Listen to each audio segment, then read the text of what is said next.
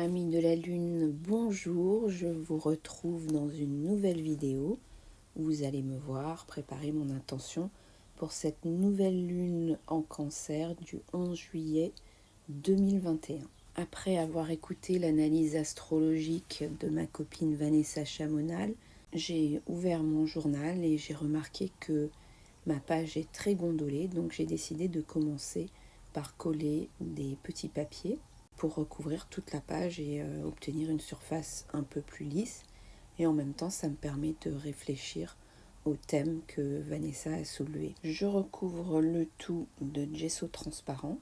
Et là, j'ai envie de rajouter du rouge, donc je colle de nouveaux petits bouts de papier. Ensuite, en fouillant dans mon tiroir à papier, j'ai trouvé cette vieille illustration astrologique. Alors je me suis dit, c'est parfait pour cette lune en Cancer. Et je colle cette image sur la gauche. Et je rajoute un petit papier couleur saumon. Je sais pas trop pourquoi, mais de toute façon, j'y vais à l'intuition. Je me laisse porter. J'ai envie de recouvrir ma page d'un bleu foncé, donc j'ai choisi le bleu de Prusse. Et pour donner une texture, j'alterne des coups de pinceau horizontaux et verticaux. Et puis j'ai envie que les papiers que j'ai collés ressortent. Donc pour que ce soit transparent, j'ai ajouté un peu d'eau. J'ai pris un pinceau plus fin pour peindre autour du crabe, mais finalement j'ai décidé de le recouvrir complètement. Ensuite, je prends du gris de Paint et je vais peindre les coins pour les foncer, un peu les rebords, et le bas de la page aussi.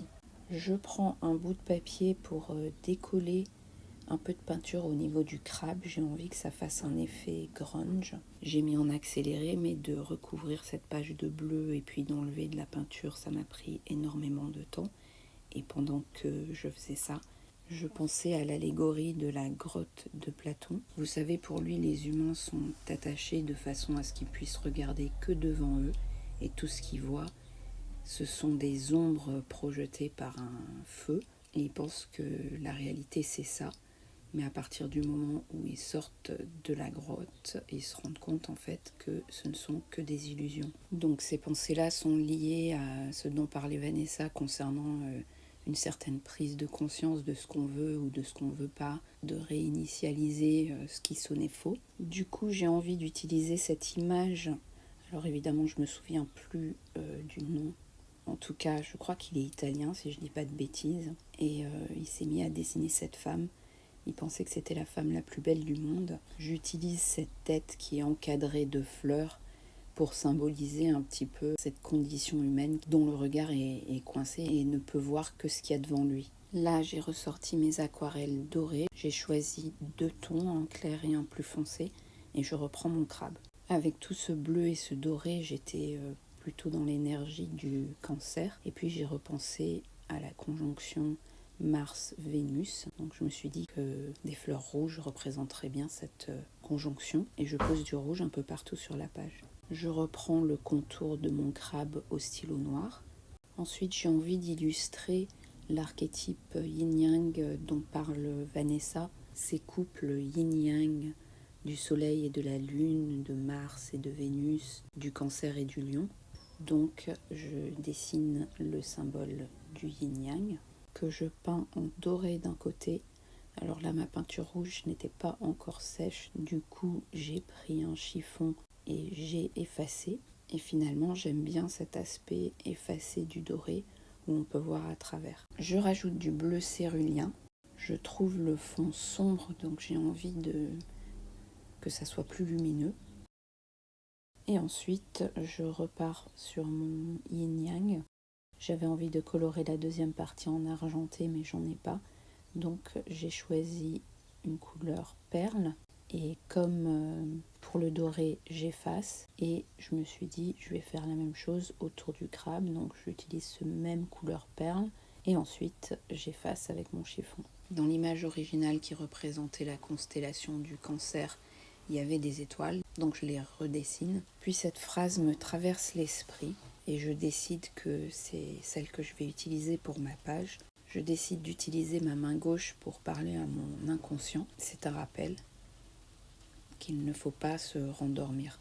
Je ne sais pas pour vous, mais j'ai remarqué que quand je fais un pas en avant, on va dire dans la conscience, donc pour reprendre l'image de cette grotte de Platon, quand j'ai l'impression d'être sortie de la grotte, juste parce que j'ai entreaperçu un soupçon de lumière, je me crois arrivée. Et en fait, c'est là l'endroit le plus sombre, je crois. C'est pour ça que je dis ne te rendors pas. C'est-à-dire que c'est pas parce que j'ai réussi à tourner la tête et entrevoir l'issue de la grotte et donc la lumière ou la vraie réalité que je suis sortie de la grotte.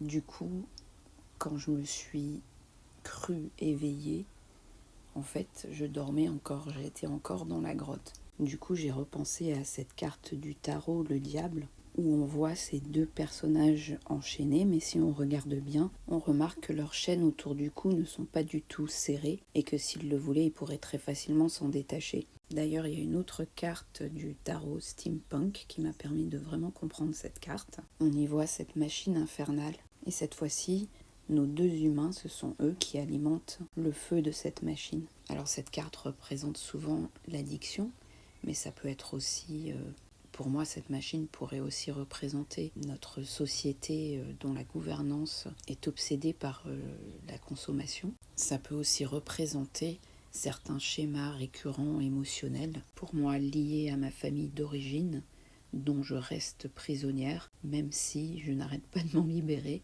Mais en fait, à chaque fois, je trouve toujours un moyen de nourrir la machine. Ou encore, pour revenir dans la grotte, je trouve toujours un moyen pour rester dans la grotte. Alors pendant que je continue à faire des marques sur le fond de ma page, je réfléchis à comment est-ce que je pourrais rester éveillée. Donc je reprends les traits de cette femme avec ses yeux ouverts, donc qui est réveillée. Et comme Vanessa insiste sur l'importance de cette conjonction Vénus-Mars qui se trouve en Lion, je me dis que finalement, symbolique du lion, le moyen ou un moyen de rester éveillé, c'est d'alimenter mon feu intérieur plutôt qu'un feu extérieur, dont on parlait tout à l'heure avec la carte du diable. Là, avec mon crayon fusain, je fais ressortir certaines fleurs et je pense à ce qui alimente mon feu intérieur. Je reprends mon crabe, j'utilise toujours ce crayon de fusain, je trace un trait et puis j'estompe et ça donne un effet 3D sur le corps et sur les pattes. Pour moi, avec le cancer, il y a une notion de sécurité. Ce petit crabe sait que tout le monde veut bouffer de sa chair tendre, c'est pour ça qu'il a une carapace. Et je pense que la plupart du temps, si je reste dans la grotte, si je me rendors, c'est vraiment une question de se sentir en sécurité. Mais alors, pourquoi est-ce que quelque chose qui ne me correspondrait pas, qui serait contraire à qui je suis, serait préférable à l'authenticité? Vanessa conseille de s'affirmer au lieu de se replier sur soi. Donc j'interprète ça comme sortir de la grotte plutôt que d'y rester. Là, je recouvre le tout de bleu. Ça me fait penser qu'avant-hier, j'ai échangé avec Nathalie, qui est spécialiste des fleurs de Bach, sur le thème de la timidité. Pour moi, ça boucle cette espèce de retraite que j'ai faite depuis la rétrograde de Mercure, qui m'a permis de me recentrer et à l'issue de laquelle j'ai pris quelques décisions. Ici, je prends un compas pour tracer des cercles, un rouge et un bleu. Et pour moi, les cercles, les courbes, ça représente le féminin. Et vous voyez que j'ai des traits un peu partout. Les carrés et les traits représentent le masculin. Donc on repart dans notre histoire de yin-yang. J'ajuste mon crabe qui était un peu de travers. Et donc je disais au sujet de ne pas se replier sur soi mais de s'affirmer. J'ai décidé de faire évoluer ma chaîne Un ange à ma table. C'est vrai que j'étais toujours un peu hésitante parce que j'ai des intérêts multiples qui partent dans tous les sens, alors que les conseils qu'on donne sur YouTube, c'est de créer un contenu uniforme. C'est un peu comme en agriculture où ce qui se fait, c'est la monoculture, alors que personnellement, je suis plus à fond de permaculture, où toutes les espèces en tout genre se côtoient. Donc voilà, par authenticité, mon contenu va être encore plus diversifié. Et même si ça semble complètement désordonné, pour moi, il y a un thème central qui lie toutes les vidéos. C'est que je m'intéresse à l'expérience terrestre, à l'exploration intérieure, à l'expression, aux ombres, à la vie en général, à ce qu'on fait sur Terre. Et puis évidemment la lumière à l'extérieur de la grotte dont j'espère sortir un jour. Voilà pour ma préparation pour cette nouvelle lune en Cancer. J'espère que mon travail vous inspirera à créer votre propre page pour votre intention. Je remercie Vanessa pour toute l'inspiration qu'elle me donne et je vous remercie aussi d'avoir regardé cette vidéo jusqu'au bout et pour tout le support que vous me donnez. Voilà, je vous dis à très bientôt. Au revoir.